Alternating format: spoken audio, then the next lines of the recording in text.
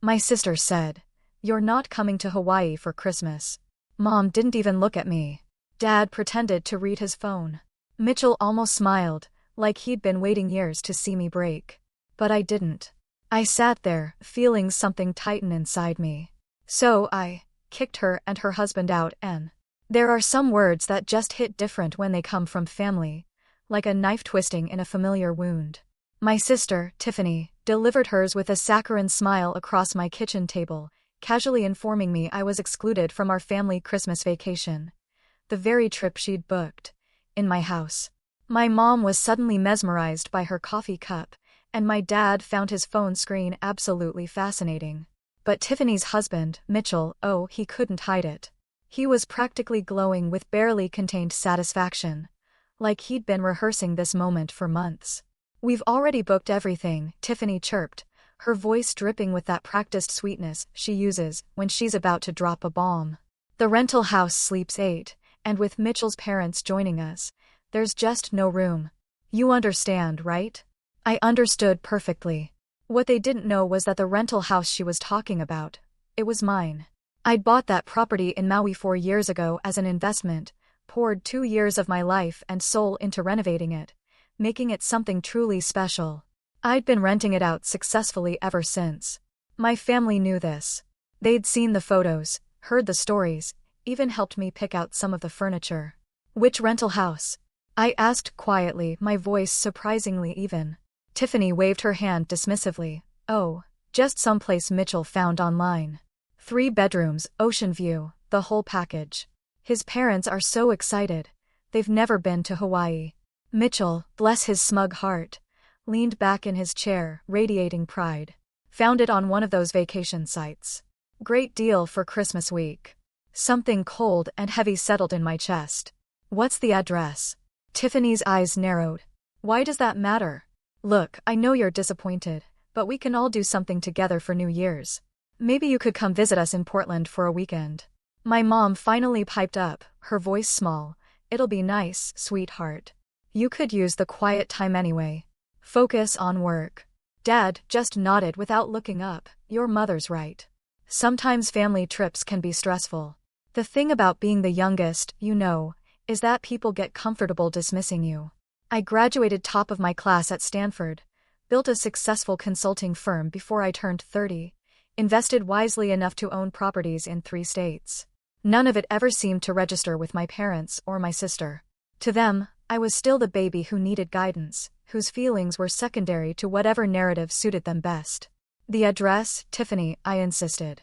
She huffed, pulling out her phone. "Fine. 247, Kapalua Bay Drive." "Happy now?" Oh, I was about to be. That was my property. My house. The one I'd spent $380,000 renovating. The one where I'd installed the outdoor shower myself because I wanted it absolutely perfect. Where I personally selected every light fixture, every piece of art, every thread count of bedding. I pulled out my own phone and opened the property management app. There it was. Kapalua Bay Retreat, booked for December 23rd to 30th, party of 8, booked under Mitchell Hayes. "That's a beautiful house," I said, trying to keep my voice light. "I've seen the photos online." Tiffany brightened. "Right. Mitchell spent weeks finding it. The owners are asking $4,500 for the week, but we negotiated them down to $4,200. Split 8 ways. It's totally affordable." So smart. I took a slow sip of my coffee, watching Mitchell preen at the compliment. "How do you negotiate that?" I asked, my gaze fixed on him. "Told them we were bringing kids," Mitchell jumped in, puffed up. "Family discount. Said, we take excellent care of the place. Leave a glowing review." The owner seemed happy to work with us. My blood ran cold. I'd listed that house at $6,500 for Christmas week. My property manager, Karen, must have thought she was dealing with a regular booking. That $4,200 rate was her discretionary threshold. She could approve up to a 35% discount for multi-week bookings or repeat customers without consulting me. "When did you book it?" I kept my voice perfectly level. 2 weeks ago, Tiffany said. "We wanted to tell you in person rather than over the phone." Seemed kinder. Kinder. as if excluding me from a family Christmas was an act of compassion that required gentle delivery. Mitchell checked his watch, an expensive piece I knew Tiffany had bought him with money borrowed from our parents. We should head out. Long drive back to Portland. And I got an early meeting tomorrow. Before you go, I said, stopping them at the door. I'm curious about something. Mitchell, you mentioned you found the house online. Which site? He shrugged. Couple different ones. Vacation Rentals Hawaii. Some others. Why? Just wondering. I've been thinking about booking a place there myself. Maybe for spring break. Tiffany rolled her eyes. Well, don't book this one. We want it to be our special spot. Their special spot. Built with my money, maintained with my oversight, decorated according to my taste. They left 20 minutes later. Mom hugged me briefly, whispering that I'd understand someday, when I had my own family. Dad squeezed my shoulder and suggested I take myself out to a nice dinner with the money I'd saved by not going to Hawaii. Their Uber pulled away, and I watched from the window until the tail lights disappeared around the corner. Then I called Karen. Hey boss. Her voice was characteristically cheerful. What's up? The Kapalua Bay booking for Christmas week. Pull it up for me. Keyboard clicks filtered through the phone. Okay, got it. Mitchell Hayes, party of 8, December 23rd to 30th. They paid the deposit already. Everything okay? Cancel it. Silence stretched between us. Cancel? But they've already paid. Refund the deposit. Full amount. Then block the property from all rental sites for Christmas week. Karen hesitated. Are you sure? That's $4,200 we'd be turning away, and it's too late to rebook that week now. We'll lose the income entirely. I'm using it myself. More silence. Karen had managed my properties for 3 years and had never known me to stay at any of them during peak season. Oh, okay then. I'll process the cancellation right now. Should I send the standard cancellation notice? No, I'll handle the communication personally. Got it. Anything else? That booking. How did they find the property? Let me check. Looks like they came through Vacation Rentals Hawaii. Sent an inquiry. I responded with a rate quote and availability. They booked immediately. Pretty standard transaction. They seemed really nice in the emails. I'm sure they did. Go ahead and process that cancellation. Thanks, Karen. After we hung up, I sat in my quiet kitchen and opened my laptop. The property management platform showed Mitchell's booking confirmation email. He'd used his work address, some mid-level position at a logistics company. The inquiry message was effusive. Our family is so excited to experience your beautiful home. We promise to treat it with the utmost care and respect. Looking forward to creating wonderful memories there. Creating memories in my house while excluding me from the family gathering. The audacity was almost impressive. I drafted an email. Dear Mr. Hayes, we regret to inform you that your booking at 247 Kapalua Bay Drive for December 23rd to 30th must be cancelled due to owner occupancy. Your deposit has been refunded in full. We apologize for any inconvenience. Best regards, Kapalua Bay Property Management. Professional. Clean. Final. My phone rang before I could send it. Tiffany. Hey, so I forgot to mention Mitchell's mom has some dietary restrictions. Do you think you could send her some restaurant recommendations near wherever you end up for Christmas? She's really particular about. I need to go, Tiffany. Talk later. I hung up and sent the email. 3 days passed. Tiffany called twice, but I was genuinely busy with work deadlines. Mom texted a recipe for the cranberry sauce I usually brought to Christmas dinner, apparently still assuming I'd make it for them despite not being invited to eat it. Dad sent a forwarded Facebook meme about family being forever. On the 4th day, my phone exploded. Tiffany called 6 times in an hour. Mom called. Dad called. Mitchell called from a number I didn't have saved. The voicemails ranged from confused to angry to desperate. What do you mean the house is cancelled? We had a booking. The owner is using it? What kind of policy is that? Do you know how hard it is to find a place in Maui for Christmas week? Everything's booked. This is incredibly unprofessional. We're going to leave a terrible review. Call me back right now. I let them simmer. Poured myself a glass of wine. Looked through photos from my last trip to Maui, to my house, to the infinity pool that overlooked the ocean, to the outdoor kitchen where I cooked fresh mahi-mahi while watching the sunset. When I finally called back, I chose Mitchell's number. Hello. His voice was tight, strained. Hi, Mitchell. Got some missed calls from you. Your damn property manager canceled our booking. We're supposed to be there in 2 weeks, and now she's saying the owner needs the house. This is completely unacceptable. We had a contract. The contract included a clause about owner occupancy. Pretty standard in vacation rentals. So, what are we supposed to do? Everything else on the island is either booked or twice the price. My parents already bought their plane tickets. Non-refundable. That sounds stressful. Stressful? Stressful. This is more than stressful. This ruins our entire Christmas. Tiffany's been crying all afternoon. Your mother is beside herself. We need you to help us fix this. Fix what exactly? Find us another house.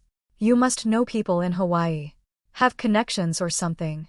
There has to be somewhere we can stay. I swirled my wine, watching the light catch the amber liquid. There probably are some places still available. Higher price point, of course. Maybe something not directly on the ocean. I could make some calls. His relief was palpable through the phone. Would you? That would be amazing. I know we haven't always seen eye to eye, but family helps family, right? Absolutely. Family helps family. Let me ask you something, Mitchell. Whose idea was it to book a place in Maui without including me? The pause stretched too long. I don't. What do you mean? For the family Christmas trip to Hawaii. Whose idea was it to leave me out? That was. Look, it wasn't personal. The house only slept 8. And with my parents, the numbers just didn't work. Tiffany felt terrible about it. Tiffany felt terrible, I repeated slowly. So terrible that she came to my house to tell me I wasn't invited. That's an interesting way to show feeling terrible. You're blowing this out of proportion. What's the address of the house you booked, Mitchell? The one that got canceled. Why does that matter now? Humor me. He sighed heavily.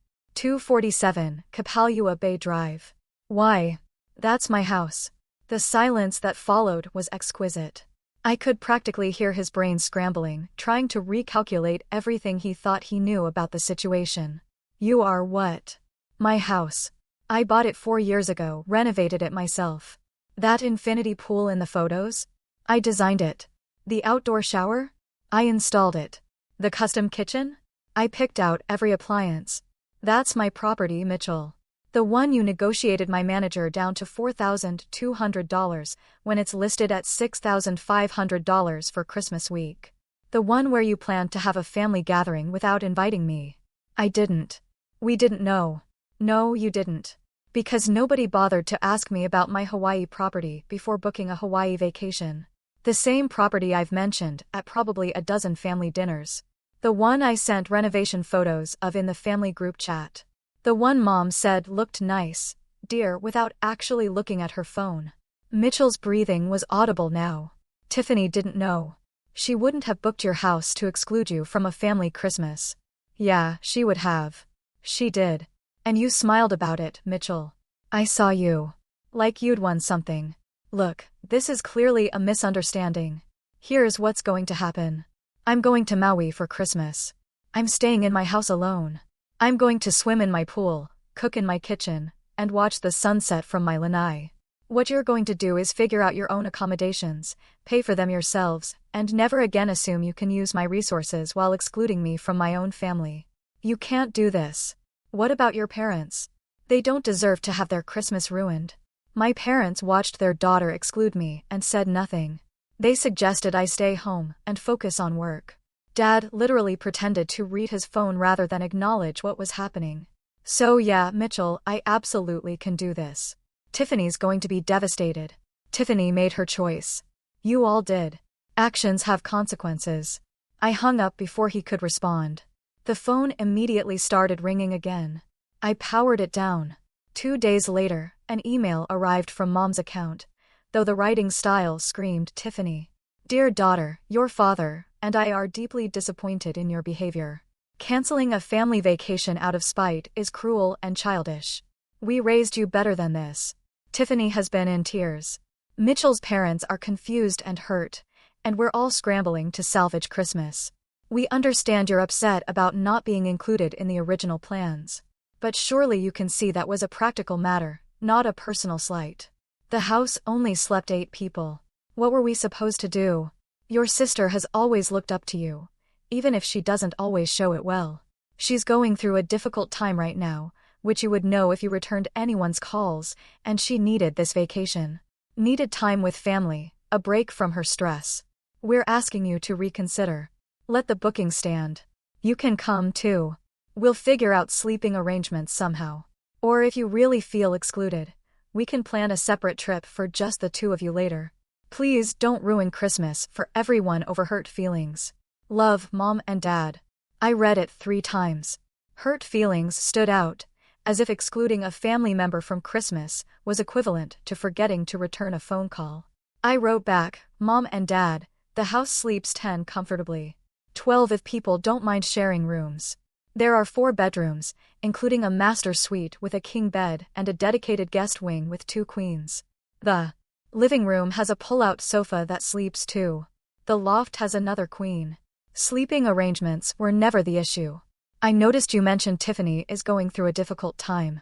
Interesting that nobody thought to mention this to me before now, or considered that perhaps I might be going through something too. But then, nobody calls unless they need something. The booking is cancelled.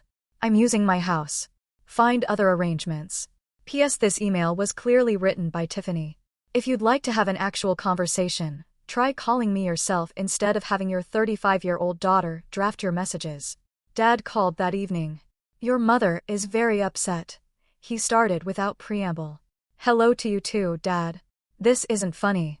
You're tearing the family apart over a vacation rental. Over my house, my property, my investment, being used to exclude me from a family Christmas. Nobody excluded you, Dad. Tiffany literally sat in my kitchen and told me I wasn't invited. You were there. You heard her. You looked at your phone instead of saying anything.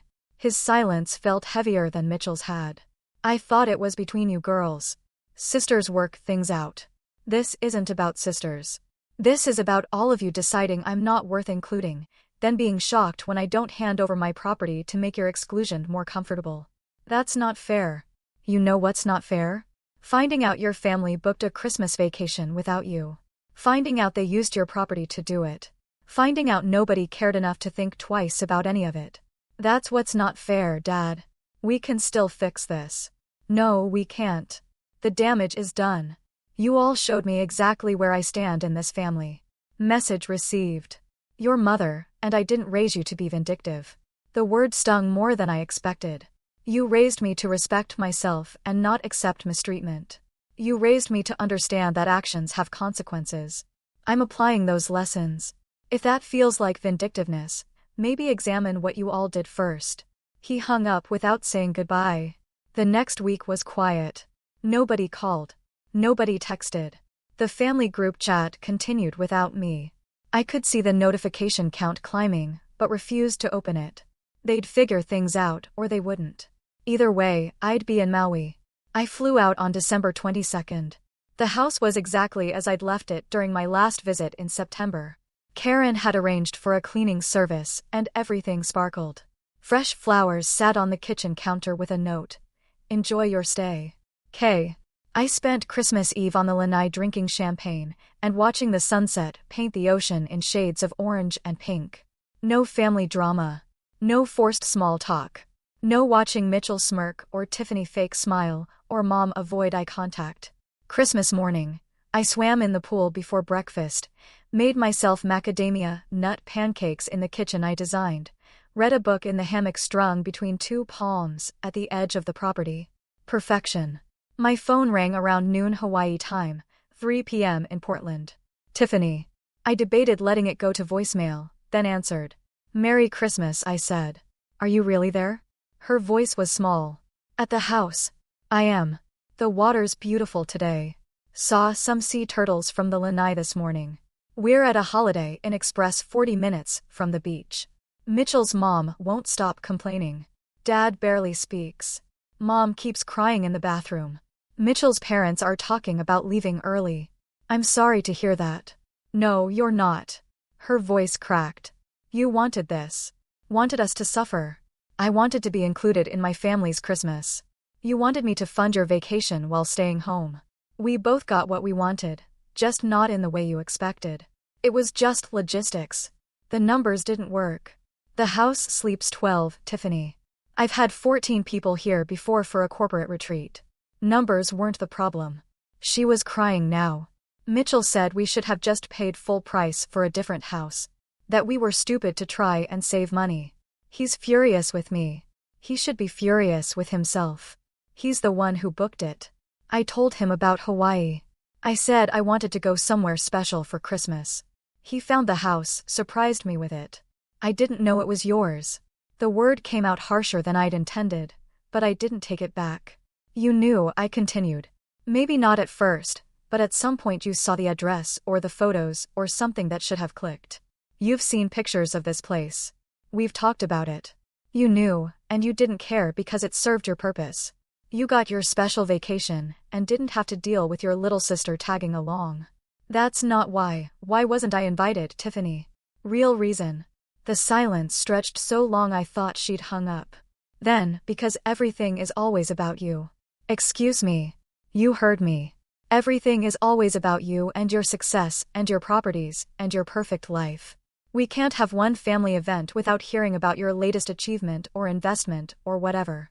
I wanted one Christmas where I didn't have to hear about how well you're doing while my marriage is falling apart and I can barely afford my mortgage. The honesty was like cold water. Shocking. Clarifying. So, you excluded me because I'm successful? I excluded you because I'm tired of feeling like a failure in comparison. Mitchell's parents were coming and his dad always asks about you, always brings up your business and your properties. I couldn't handle a week of that, of being the disappointing older sister who didn't amount to much. Tiffany. And yeah, I knew. Figured it out about 3 days after Mitchell booked it. Saw the listing photos and recognized your furniture, but by then we'd told everyone, and I let it happen. Told myself you wouldn't care, that you had plenty of money and properties.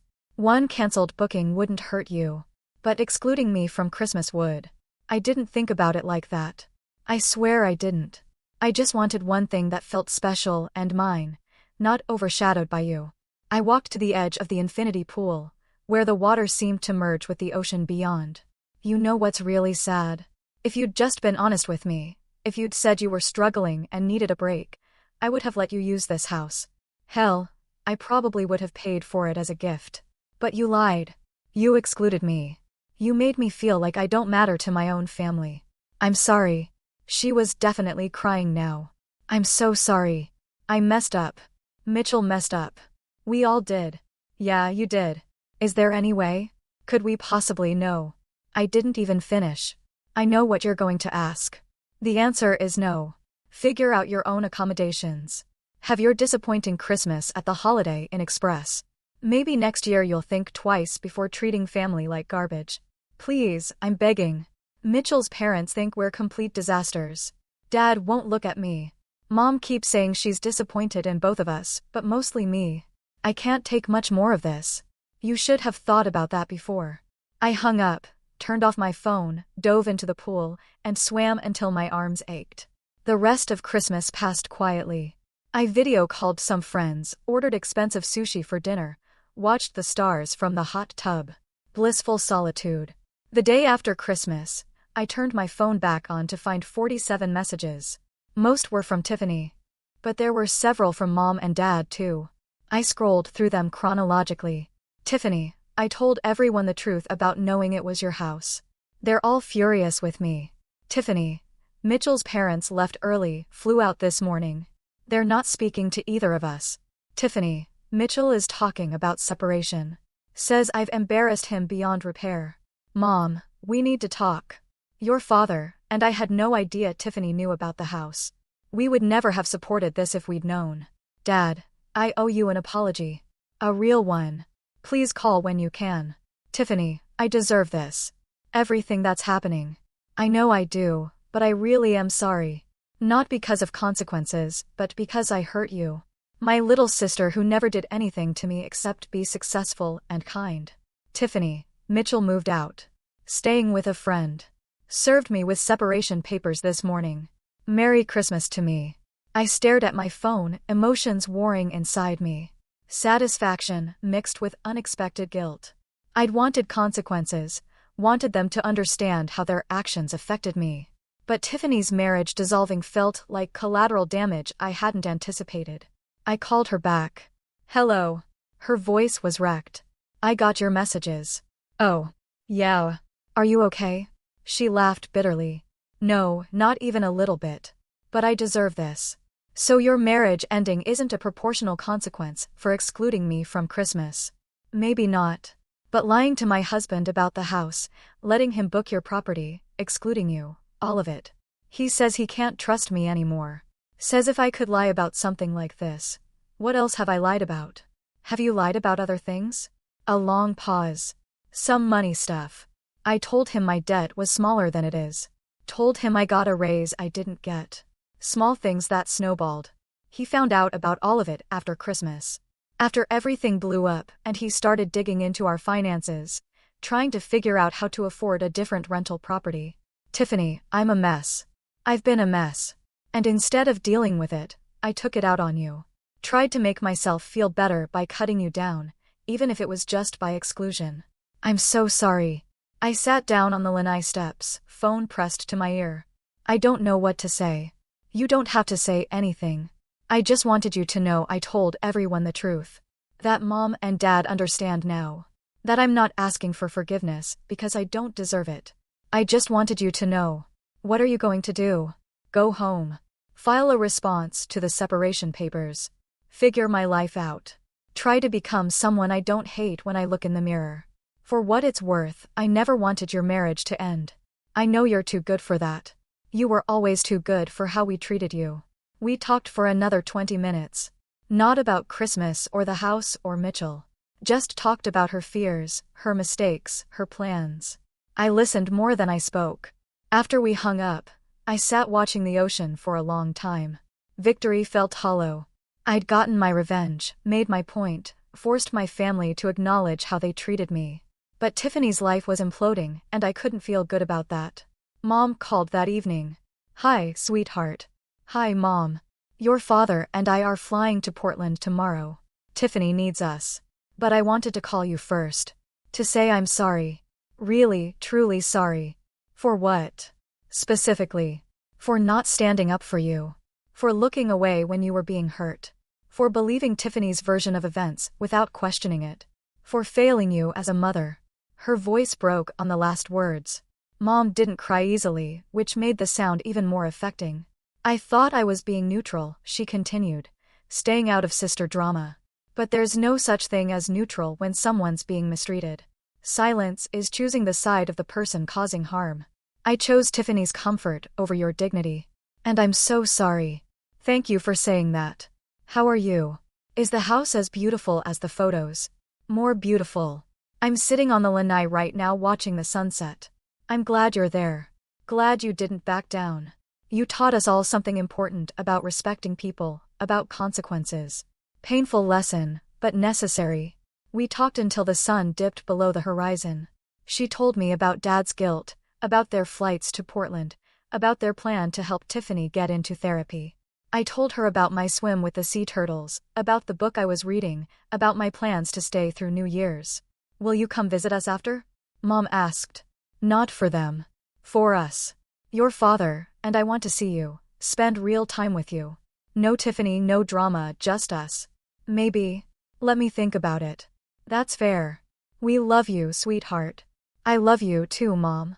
Dad texted later that night. Proud of you for standing your ground. Should have stood with you from the start. Working to be better. Love you, kid. I spent the next 5 days in paradise, snorkeling, reading, cooking elaborate meals for one, thinking about family and forgiveness and where lines should be drawn. Tiffany texted daily, never asking for anything, just updating me. Therapy scheduled, lawyer consulted, apartment hunting. Mitchell agreed to counseling, but wasn't hopeful. Her world was reorganizing itself into something new. New Year's Eve, I stood on the beach in front of my house, toes in the sand, champagne glass in hand. The fireworks display over the resort down the coast lit up the sky. Tourists cheered, couples kissed. I raised my glass to the ocean, to myself, to the messy, complicated reality of family. My phone buzzed. A text from Tiffany. Happy New Year, little sister. Thank you for teaching me that actions matter. Working on being someone worthy of your forgiveness. No timeline, no pressure. Just wanted you to know I'm trying. I typed back, Happy New Year. Keep trying. Not forgiveness. Not yet. Maybe not ever. But acknowledgement that the possibility existed somewhere in the future. I flew home on January 2nd. The house had felt like victory at first, then refuge, then just home. My space, my reminder that I deserved better than I'd been accepting. 3 weeks later, I met Mom and Dad for dinner, at a restaurant halfway between their house and mine. Neutral territory. They asked about my business, my properties, my life. Really asked, really listened. Dad put his phone face down on the table and didn't touch it all night. We're selling the Portland condo, Mom said over dessert. The one we bought as an investment and let Tiffany live in for temporary reduced rent 5 years ago. She can't afford market rate, and we can't keep subsidizing her life. It's not helping anyone. She needs to figure things out herself, and we need to stop enabling her victim mentality. Dad nodded. Tough love. Should have applied it years ago. Instead, we made excuses for her while you never asked for anything. That wasn't fair to either of you. What will Tiffany do? I asked. Find a roommate. Move somewhere cheaper. Get serious about her finances and her life. We'll help with therapy costs, but the rest is on her. She says she understands. Says it's what she needs. I poked at my tiramisu. Is she going to be okay eventually? Maybe not right away. But she's tougher than we gave her credit for. And she's finally being honest with herself about her problems instead of blaming everyone else. Mom reached across the table and squeezed my hand. Thank you for not letting us off easy, for making us see what we'd become. I know it hurt you. I know you paid a price for teaching us that lesson, but you did the right thing. Sometimes the right thing feels terrible. Usually does, Dad said. That's how you know it matters. We finished dinner and walked to our cars together. Mom hugged me tight, whispering that she loved me. Dad did the same. They drove away into the night, and I sat in my car for a long time before starting the engine. My phone buzzed. Tiffany. Hey. Mom said dinner went well. I'm glad. Me too. I got a job. Full-time marketing position. Not glamorous, but decent pay. Start Monday. That's great, Tiff. Seriously. Mitchell and I signed the separation agreement. 6-month waiting period, then divorce. It's really over. How do you feel? Relieved mostly. Sad sometimes, but relieved. He was right. We weren't working. Haven't been for a while. I just refuse to see it. What's next for you? Therapy twice a week. Finding a cheaper apartment. Paying off debt. Building a life I don't have to lie about. Boring stuff. Important stuff. Good. A pause. I was wrong about everything being about you. It was never about you at all. It was about me being afraid I'd never measure up. Easier to exclude you than face my own failures. I know. Think we'll ever be okay again? Like sisters are supposed to be. I watched the streetlight cast shadows across my windshield. I don't know. Maybe someday, but it'll take time. I've got time. As much as you need. We hung up. I drove home through quiet streets, thinking about revenge and consequences and the space between justice and cruelty. I'd wanted them to hurt the way they'd hurt me. They did. Mission accomplished. But watching someone you love dismantle their life, even if they'd earned it, didn't feel triumphant. It felt complicated. Messy. Human. The Hawaii house still sits in my property portfolio. I visit 3 or 4 times a year. Karen manages the bookings. It generates solid income and appreciates nicely. A good investment by any measure. Last month, Tiffany asked if she could see photos of it. Not to book it, just to see what it looked like inside, since she'd only ever seen listing photos. I sent her a virtual tour video I'd made for the rental site. She texted back, "It's beautiful. You built something really special. I'm sorry I tried to take it without appreciating what it meant to you." I sent back a heart emoji. Just one small acknowledgement of small progress. Mom and Dad visited last weekend. We had brunch at my place, and Dad actually helped with dishes without being asked. Mom looked through my renovating plans for another property I'd just acquired. They asked good questions, offered thoughtful suggestions, treated me like the capable adult I'd always been. Progress, slow, hard one, fragile progress. Mitchell remarried last month, according to Mom. Some woman he met through work. Fast timeline, but apparently they're happy. Tiffany sent him a congratulations card with no return address. Healthy boundary, her therapist said. As for me, I'm planning another Hawaii trip next month. Solo again. Not because I'm punishing anyone or making a point. Just because I like it there. Because it's mine. Because sometimes the best company is your own. The family group chat is active again. I participate occasionally. Surface level stuff, mostly photos of meals, funny observations, the occasional meme. We're rebuilding, slowly, carefully, without the assumption that blood automatically earns trust. Maybe we'll get back to something resembling normal family dynamics. Maybe we won't. Either way, I learned something valuable that Christmas. Standing up for yourself costs something, but accepting mistreatment costs more. My parents learned to speak up instead of staying silent. Tiffany learned that jealousy and dishonesty destroy relationships. Mitchell learned to vet his wife's claims before making major plans. And I learned that revenge, real revenge, isn't about making people suffer. It's about refusing to participate in your own diminishment. It's about looking someone in the eye when they try to dismiss you and saying no. It's about owning your worth, even when the people who should celebrate it can't or won't. The Hawaii house wasn't just about Christmas or a canceled booking. It was about drawing a line. About saying, this is mine. I matter. And you don't get to benefit from me while treating me as expendable. They got the message loud and clear. And whether we ever fully repair what broke that day in my kitchen, at least we're all operating with eyes open now. No more pretending. No more excusing. No more assuming family means accepting whatever treatment comes your way. Sometimes the most loving thing you can do is refuse to be loved poorly. Sometimes family needs to be reminded that you're not a doormat wearing a daughter costume. Sometimes the only way forward is to stop letting people walk all over you just because you share DNA. I kicked them out of my house, out of their comfortable narrative, out of their assumption that I'd always be there to use without consequence. Best decision I ever made. And next Christmas, I'll be in Hawaii again. Maybe alone, maybe not.